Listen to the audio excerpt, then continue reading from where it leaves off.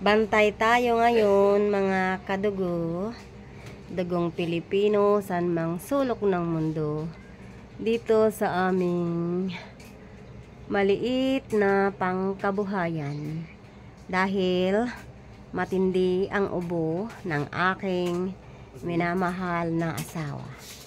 So samahan niyo ako mga kadugo sa aking pagbabantay sa araw na ito. Maiiba muna tayo ng i-vlog. So ayan, ang kalat pa, ayun o, naririnig nyo mga kadugo, yung ubo ng aking asawa. So habang walang bumibili, isasabay natin mga kadugo ang paglilinis dito sa ating paligid. Labas muna tayo at tayo ay magwalis.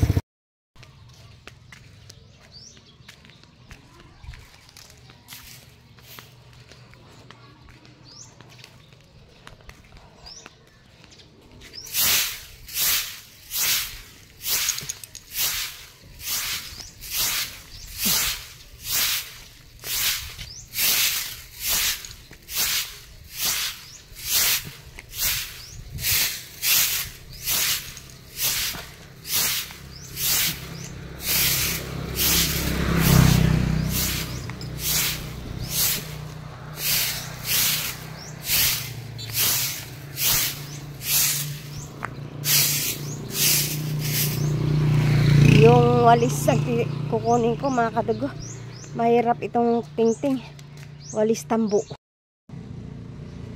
Tapos ko nang walisan sa may harapan ng kantina mga kadugo, kaya dito naman ayusin ko, tsaka magwalis ako mula dito kasi makalat mga kadugo. Pag kasi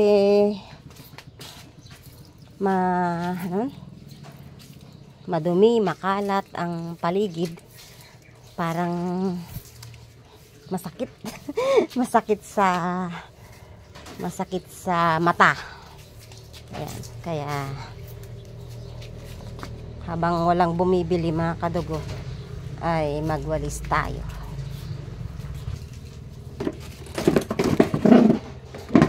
Ganito ang buhay ko mga kadugo sa bawat araw. Minsan maaga akong pumupunta sa Bugoy's Farm.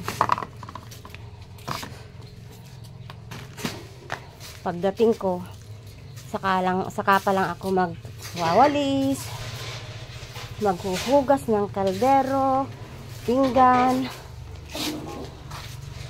tsaka magluluto.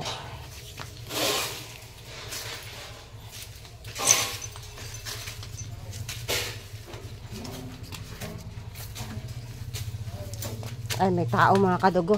Magtitanda muna tayo. Malinis at maayos na mga kadugo itong aming munting tindahan. Ayan, nag-ayos na ako kanina.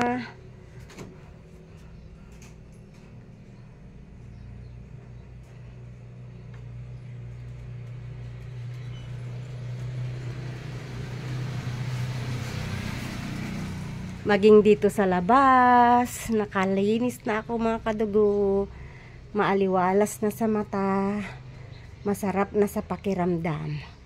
Ayan, ayan, wala nang kalat.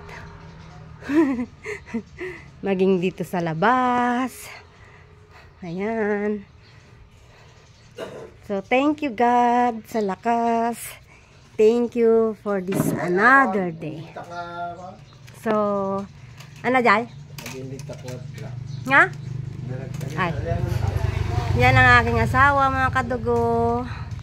Ang aking mahal na asawa. PWD siya.